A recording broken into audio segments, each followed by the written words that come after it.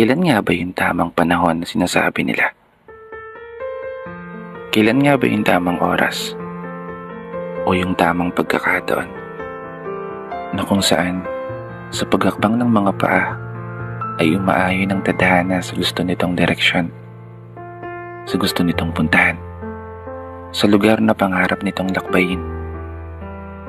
Sa sitwasyon na kung saan lahat ng mga plano ay malayang nakikipaglaro sa mga bituin na makikita mo sa kalangitan. Mga hiling na nakikipag-abulan sa takbo ng kapalaran na walang kasiguraduhan kung mapagbibigyan. Mga pangarap na nakikipagtagu-taguan sa tadhanang mapagbiro na hindi mo alam kung paano ituturo ang tamang daan. Kasi kailan ba yung tamang panahon para sa akin? Kailan ba yung tamang oras na ako naman yung papalarin? Ako naman yung magiging masaya. Ako naman yung pipiliin ng magandang kinabukasan na matagal ko nang pinapanalangin. Matagal ko nang hinahangad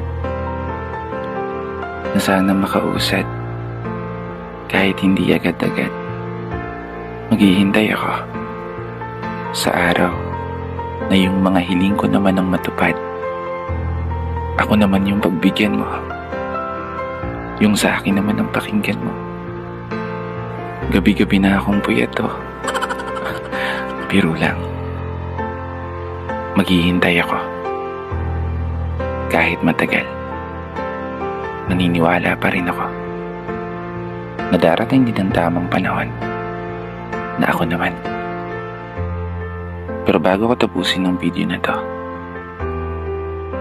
gusto ko lang mag-iwan ng isang mensahe para sa lahat ng mga tao na nalulumo, nalulungkot, at nahihirapan sa mga buhay nila. Yung pakiramdam na tila ba hindi umuusad ang iyong mga paa. Huwag ka mawawalan ng pag-asa. Kaya yan. Laban pa. Hanggat humihinga pa. Hanggat may liwanag pang natatanaw ang iyong mga mata. Ibig sabihin lang nun, you're still alive. Hindi. Magagawa mo yan. Dito na nagtatapos. Kaya isang pagpupugay para sa lahat ng mga tao na patuloy sumasabay sa hamon ng buhay.